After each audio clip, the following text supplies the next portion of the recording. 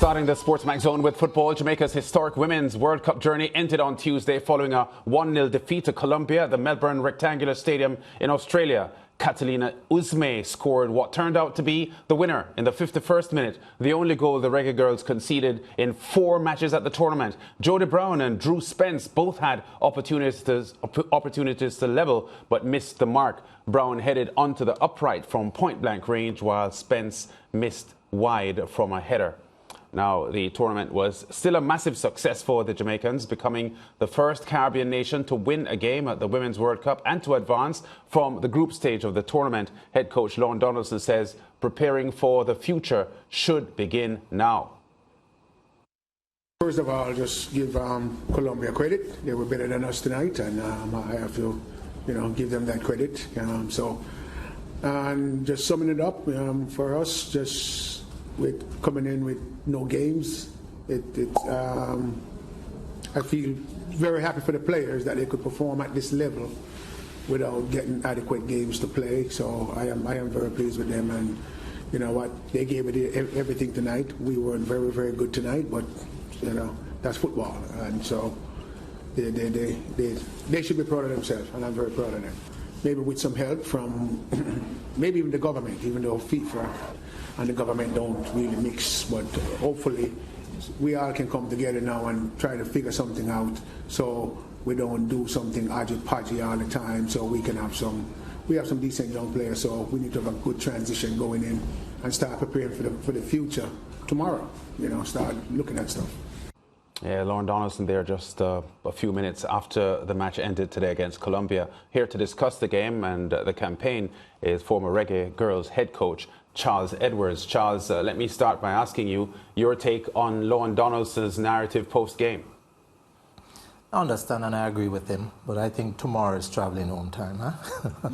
They need to take a little time, relax, get themselves back together and then start planning again. I think with the age being average 23, it argues very well for us, extremely well, and we should make the next World Cup. I'm going to predict tonight that the next World Cup, Jamaica should be in it, 2027. Yeah, let me ask you this though. I said at the top of the show that in spite of the disappointment of losing today for the Reggae Girlz fans, the fact is that they headed down under with a lot on their plate. Build-up wise and preparation wise, things weren't ideal for them, and being drawn in a group with Brazil and France, not many people expected them to get past the group stage. So in retrospect, one has to regard their performance in Australia and New Zealand at the tournament as commendable, or that's probably an understatement. It was very, very, very impressive. To me, to be honest with you, with what was going on, I thought that it would have knocked us down.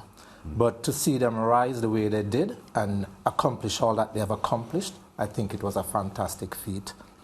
I can't say how proud I am of them, happy, and they are my champions. I don't care who wins the World Cup, they are my champions, and everybody should celebrate them in Jamaica. They have done well. No preparation, or let me say not no preparation, but such a tardy preparation, lack of games, everything, fantastic. All right, I want to cue into the match against Colombia a bit and, talk about the opportunities that we got, Coach, because I think games like this, they're determined by, the team that gets the opportunity and capitalizes on it. We didn't take those opportunities. We had 2 simple chances that just went a-begging. I think Carter's chance, it was easier to score than to miss. It was a simple header. Drew Spence's one was pretty good, also a simple header, and we missed it, but such is life. What happened is that we still played a little bit too defensive. To me, we could have put more people in attack. And when Cameron came on, I saw a spark, and I started to realize something. Kadisha Bonishaw is not a headhunter. Kadisha Bonishaw should play off what's happening up front, slip into spaces and score. If you look at her performance in England, that is basically how she has scored all her goals. So the last World Cup we played her up top, she wasn't performing, and you could see where Hugh Menzies pulled her back into the middle And you got a better performance from her. But she alone up front, she's not a big dribbler to say she's going to pick up the ball and be 2, 3, 4 players and go and score goals. So we need to adjust that. When Cameron came on, she started to go down the flank, throwing it over, and we started to get a good look at goal. And I thought that we would have milked that and got back into the game because they scored in the 51st minute. And if you want to go down, that is the time you want to go down. You don't want to go down like the 80th or 90th. So we had enough time to get back in the game. But did you see a sense of urgency from the ladies after Colombia scored, or you felt as if they laid back and, allowed the game to go on without being the Jamaica Reggae Girls that we expect of them? The first 15 minutes when I saw the best urgency from both teams. Yeah. And I think after the goal, you saw Jamaica really pushing forward some more, going at them. But I think at some point, like about the 70th, 80th minute, you could see where players started to kind of just step back a little bit. And at times, Colombia never allowed us just to come at them. They also took the charge at us, and we had to sit back somewhat and defend sometimes, which, to me, losing 1, 2, 3, 4 is the same. So I'd have thrown it all at them. Yeah. A quick comment on how coach used his substitutes. Cameron was a great substitution. She brought some life to the game. Trudy Carter, for me, is a good, experienced player, and I can understand him playing her from start, but she never really delivered that much. And I was a little disappointed with her performance, but because she's a better player than that. But it happened. He brought on Cameron, and we got a spark, and I thought that was a fantastic change. The other changes weren't bad. McKenna, I think, who played a game earlier and played well, could have started or come on. She never came on at all. But you know what? You're down there, you're training with the squad, you know what's going on with the players. We are here, we don't know. So Lorne is a pretty good coach. I'm going to trust his judgment in terms of his changes. Mm-hmm. Two things. Denisha Blackwood was outstanding throughout the tournament, but in the goal that they conceded today, she left Uzme unmarked. I don't want to take anything from the pass. It was a 40-yard pass that was brilliant. So fantastic. You don't want to downplay the quality of the pass, but Denisha Blackwood was backtracking, maybe belatedly, to try to get a header on. Did she move late? Would she take some blame for that goal? She has to take some blame for that goal because it came from her zone. Yes. She moved late, and I think what she should have done is not try to get a header off to stop the ball, but go ahead of the player and try and cut the path going to goal so that it would make it very difficult. But the pass was a fantastic pass. Yeah. The first touch from Maria was a gem of a touch, and the finish, the way she finished, I mean, it was fantastic. Beautiful goal. And I could understand her celebration because, it meant going through for them. But Blackwood, she got lost. And this is something that I'm seeing a lot in today's game, not just in Jamaica game this morning, but oftentimes seeing outside backs getting lost with players outside, not knowing exactly where they are, how to mark them or anything like that. And this is something that needs to be addressed. We have seen it in the Jamaica men's team. We have seen it in the women's team. We need to address it. You mentioned earlier that Trudy Carter didn't play as well as she can. Talk to me about Jodie Brown, because I thought she also didn't rise to the levels that we know she can rise to. And a lot has been said about her missed header today, heading onto the post from point blank range. But shortly after that, there was another cross that she appeared to miss. The ball went right across. She was on the far post, and she just didn't get to the ball to deflect it toward goal. Jodie Brown had started the tournament with a bit of an injury niggle. We remember 4 days before the tournament, there were question marks about whether she would play or not because she was nursing an injury. She was past fit in the end, and I'm not sure your take on her, and if it is that maybe that injury, if it was prominent, could have affected her overall show.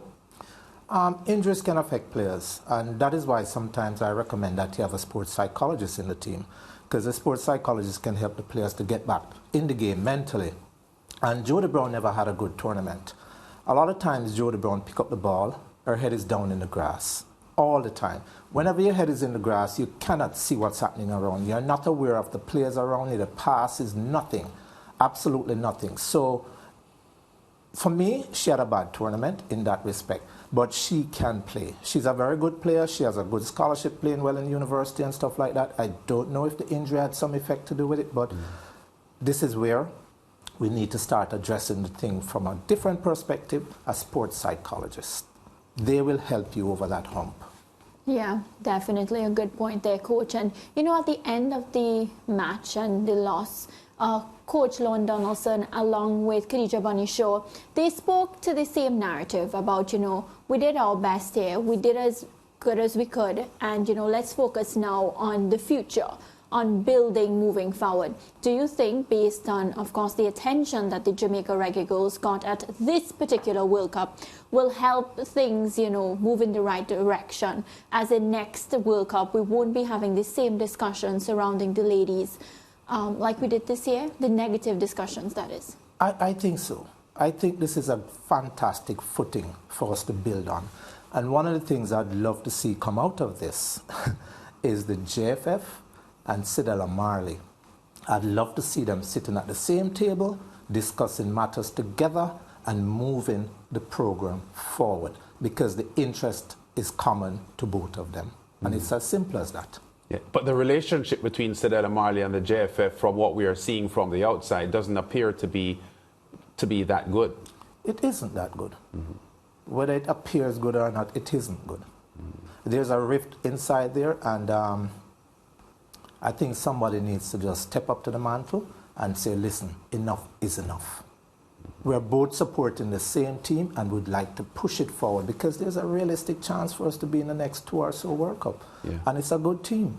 You can imagine this team growing, developing, becoming a better team, and in the next World Cup, round of 16 is very possible, and maybe win a game or two. So let's get it going. Yeah, I hear you, Coach, pushing the narrative of sitting around the table and getting an amicable relationship between Cedella Marley and the JFF.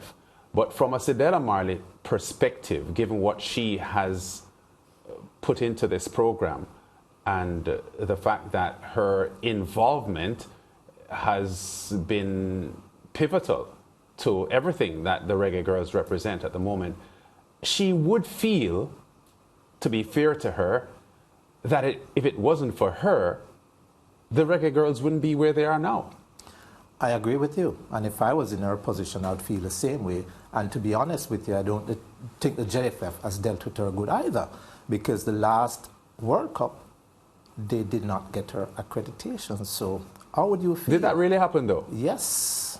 She was not accredited. behind the fence dealing with the team. I saw a picture where she was standing behind the fence dealing with the team. I don't know if she got it later on in the tournament, but there was some news coming out to the JFF, people around the JFF, that she did not get her accreditation. So I wouldn't feel good. And people need to remember. But that's unforgivable, though. It's unforgivable. Given what she gave to the program. Exactly, because when women's football was voted by the hierarchies inside the JFF to put it aside because they never had the funding for it, she came in.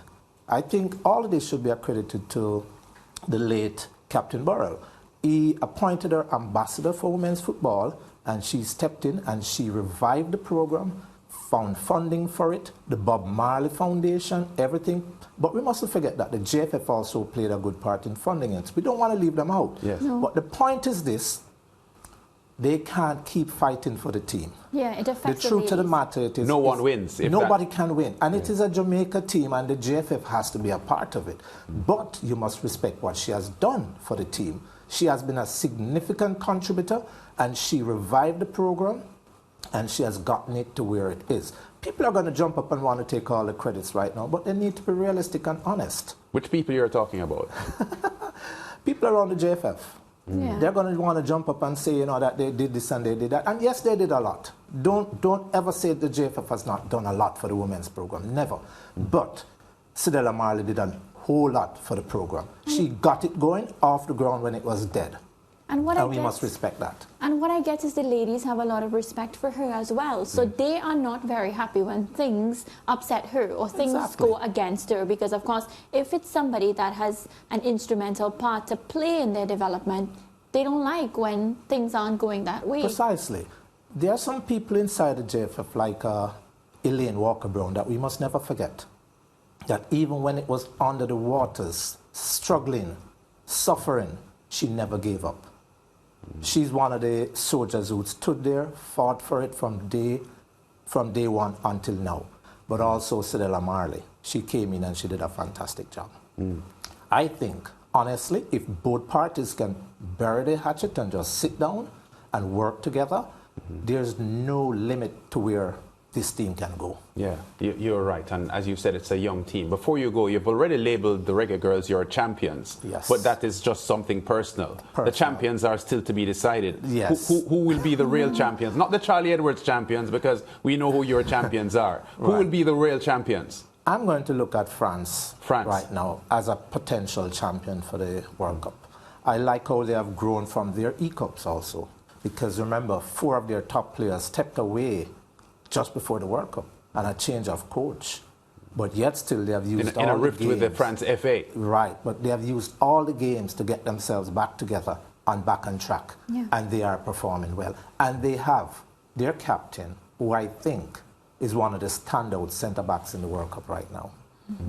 All right, Charlie Edwards, thanks for talking to us here on on the Sports Night Zone. You're welcome. We do welcome and appreciate the input you have had on the show for the past couple of weeks, reviewing and analysing what has happened down under with the Reggae Girls and the FIFA Women's World Cup, which has been a top-class tournament and already described by Gianni Infantino, the FIFA president, as the best ever FIFA Women's World Cup. We go to break. We'll be back with more on the Sports Night Zone after this.